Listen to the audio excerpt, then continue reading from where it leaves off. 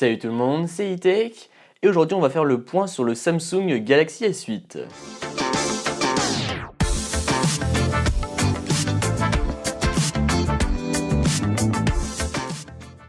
Donc pour ceux qui me suivent depuis un moment, vous savez que j'ai une histoire un peu compliquée avec le S8. En effet, je l'ai eu, puis je l'ai échangé avec un iPhone 7 parce qu'il avait trop de bugs, et au final j'ai rééchangé cet iPhone 7 contre ce S8.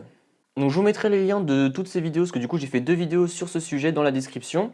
Mais là aujourd'hui on va plutôt faire le point positif, et on va faire la liste des points positifs ainsi que des points négatifs sur ce S8, et au final s'il vaut le coup ou non. Donc commençons déjà par les points qui fâchent, on va commencer par le design. Alors certes le smartphone est très beau etc, tout ce que vous voulez, mais il est quand même relativement fragile. En effet malgré la coque, il y a pas mal de petites rayures qui apparaissent sur le contour du châssis, ainsi qu'à l'arrière du smartphone, alors que pourtant je suis très soigneuse de mes affaires. Deuxième point négatif, c'est le manque d'un double capteur photo.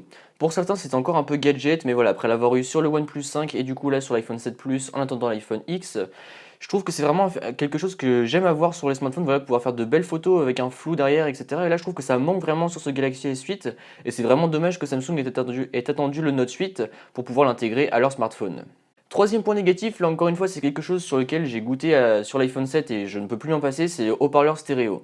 De repasser sur des haut-parleurs tels que ceux du Samsung, voilà, ça fait un peu mal aux oreilles, enfin, le son est beaucoup moins fort et il est de beaucoup moins bonne qualité, et ça je trouve ça également dommage que Samsung ne l'ait pas intégré à leur smartphone, puisque voilà, leur smartphone coûte quand même un certain prix, et je trouve de ne pas intégrer ça, c'est pareil, je trouve que ça devrait être une fonctionnalité que tous les smartphones devraient avoir de nos jours, du moins pour les hauts de gamme. Et dernier point négatif, tout le monde en a parlé, c'est Bixby. Voilà, je vais pas m'étaler sur le sujet parce que la presse a déjà fait le boulot, il y en a déjà eu plein de critiques, etc. Mais voilà, je trouve. Mais clairement, voilà, Bixby il sert à rien, et le peu qu'il sert c'est en anglais, donc je pense que ça peut gêner certains d'entre vous. Moi personnellement, que ce soit en anglais, ça ne me dérange pas du tout, mais voilà, les fonctionnalités sont très limitées et je trouve ça vraiment dommage. Donc du coup, vous aurez compris, le fait d'avoir intégré un bouton spécial pour Bixby, là encore une fois, ça ne sert strictement à rien. Par contre, un point négatif que tout le monde trouve à ce S8, c'est le capteur d'empreinte digitale, comme quoi il est mal placé, etc.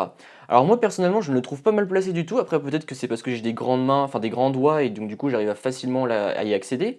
Mais voilà, je trouve que ce Samsung Galaxy S8, sur ce Samsung Galaxy S8, pardon, le capteur d'empreinte est vraiment accessible. Voilà, je tombe toujours dessus, je ne touche quasiment pas l'appareil photo, et je le trouve vraiment très efficace ce capteur d'empreinte. En effet, il marche très très bien, et c'est vraiment très très rare que ça ne marche pas.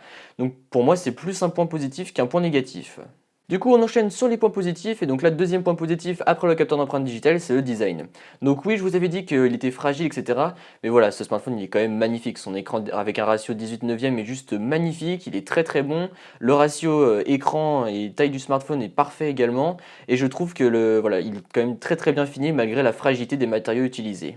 Bien qu'il n'ait pas subi de changement par rapport au Galaxy S7, le capteur photo reste quand même très très bon. Je ne suis pas très très fan de quand on fait des photos avec un visage sur les Samsung, parce que là je trouve qu'ils ajoutent un peu un filtre sur le visage. Mais pour ce qui est du reste, voilà, les couleurs sont vives et je trouve ça très très bon. Après, ce que je disais avec les 2 mois sur Android, c'est qu'après certains appareils photo, notamment celui du Galaxy S8, ajoutent un peu plus de peps aux couleurs, et donc du coup les photos sont un peu moins réalistes. Certains préféreront par exemple le capteur photo de l'iPhone 7 qui lui est beaucoup plus réaliste. Mais voilà, les photos sur ce Galaxy S8 sont vraiment excellentes. Ce Galaxy S8 est super rapide, voilà, il y a 4 Go de RAM et un Snapdragon 835, donc du coup le tout fait des merveilles, j'ai eu aucun lag d'interface et tout marche vraiment super bien. Évidemment, qui dit Samsung dit Android, et qui dit Android dit personnalisation. Là encore une fois, c'est quelque chose que j'ai évoqué dans mes 2 mois sous Android, donc je vais pas trop m'étaler sur la question, mais c'est toujours un plus de pouvoir personnaliser son smartphone en passant du clavier aux icônes, etc., aux fonctionnalités qu'on peut ajouter. Voilà, c'est vraiment quelque chose que j'aime beaucoup sur Android, et ça, c'est un bon point pour le smartphone. Ce Galaxy S8 est certifié résistant contre l'eau et le sable, et ça encore une fois c'est quelque chose que je trouve qu'il faudrait mettre sur tous les smartphones de nos jours, parce que c'est une sécurité à avoir. Donc voilà, après pas de risque comme ça avec ce Samsung Galaxy S8 si vous l'utilisez sous la pluie ou à la plage, etc. Un dernier point positif pour ce Samsung Galaxy S8, c'est les écouteurs que fournit avec Samsung avec, et je dirais même tous les accessoires en général. En effet, cette année, Samsung, avec les Galaxy S8 et même Note 8, ont intégré des écouteurs AKG avec, et franchement, les écouteurs sont très très bons. En plus, ils sont en nylon autour du fil, donc du coup, ils sont résistants. Et voilà, franchement, si vous avez l'occasion de tester ces écouteurs, ils sont vraiment très très bons. Et le son qu'offrent ces écouteurs est vraiment génial. Apple, prenez-en de la graine, parce qu'avec votre smartphone à 1200 balles et vous intégrez toujours les mêmes écouteurs, ça c'est pas top. Après, évidemment, ce smartphone, il est charge rapide avec USB-C, chargeur à induction, etc., etc.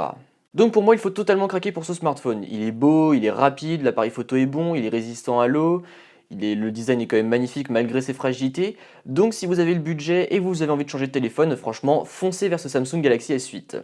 En plus, en ce moment, il est en promo sur Amazon. En effet, hier encore, il y avait une promo comme quoi il était à 499 € lors de l'achat. Donc voilà, franchement, foncez dessus. Si encore une fois vous voulez changer et que vous avez le budget, foncez sur ce smartphone, vous ne serez vraiment pas déçus. Voilà, c'est tout pour cette vidéo. J'ai essayé un peu de changer des tests classiques, vu que là, il y a pas mal de tests sur la S8 qui sont déjà sortis. Donc j'ai fait un format un peu différent. Dites-moi si ce format vous a plu. Et pour la vidéo, si elle vous a plu, n'hésitez pas à mettre un pouce bleu, à me suivre sur les réseaux sociaux qui se trouveront dans la description et à vous abonner. Allez, salut!